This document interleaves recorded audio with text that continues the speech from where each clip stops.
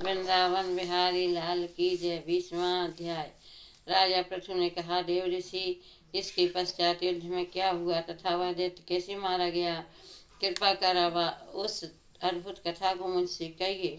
देव ऋषि नारद जी बोले, अब गिरजा वहाँ से अदृश्य हो गए और गंधर्वी माया भी विलीन हो गई। तब भगवान ब्रज चैतन्य हो गए। उन्होंने लौकिकता व्यस्त करते हुए बड़ा क्रोध किया।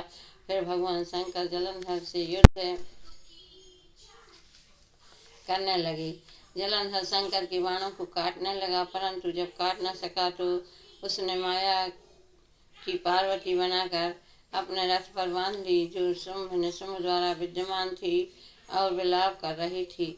तब अपनी प्रिय पार्वती को इस प्रकार कष्ट में पड़ा देखकर लौकिक लीला दिखाते हुए भगवान शंकर प्रकृत जनों की तरह व्याकुल हो गए और उन्होंने अग्निपुंज की तरह भयंकर रौद्र रूप धारण कर लिया। अब उनकी रौद्र रूप को देखकर कोई भी दैत्य उनके सामने खड़ा होने में समर्थ न हो सका और सब भागने छिपने लगे। यहाँ तक कि शुंभ निशुंभ भी युद्ध में स्थित होने को समर्थ न हो सके। जलंधर की सारी माया क्षण मात्र में नष्ट हो गई।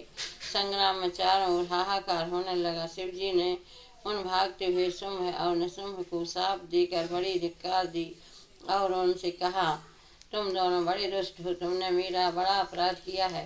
तुम पार्वती को मारते थे और अब युद्ध से भागते हो। भागते को मारना पाप है, इससे अब मैं तो तुम्हें नहीं मारूंगा, परंतु गौरी तुम्हें अवश्य मारेगी।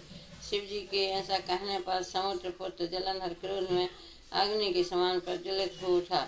उसने शिव जी पर घोर बाण वर्षा कर पृथ्वी पर अंधकार कर दिया। तब उस दैत्य की ऐसी चेष्टा देखकर भगवान शंकर बड़े ही क्रोधित हुए तथा उन्होंने अपने चरण गुप्त से बनाए हुए सुदर्शन चक्र को चलाकर उसका सिर काट लिया। एक प्रचंड शब्द के साथ उसका सिर पृथ्वी पर गिर पड़ा और महान हाहाकार होने लगा। अंजन पर्वत के समान उसके शरीर के 2 खंड हो गए। उसके रुधिर से संग्राम भूमि व्याप्त हो गई, सारी पृथ्वी बेहाल हो गई। शिव आज्ञा से उसका रक्त और मांस महागौरव में जाकर रक्त का कुंड हो गया तथा उसके शरीर का तेज निकलकर शंकर जी के शरीर में वैसे ही प्रवेश कर गया जैसे कि वृंदा का तेज गौरी जी के शरीर में प्रविष्ट हुआ था। जलंधर को मरा हुआ देखकर देवता गंधर्व और सब प्रसन्न हो गए। बोलो वृंदावन बिहारी लाल की जय।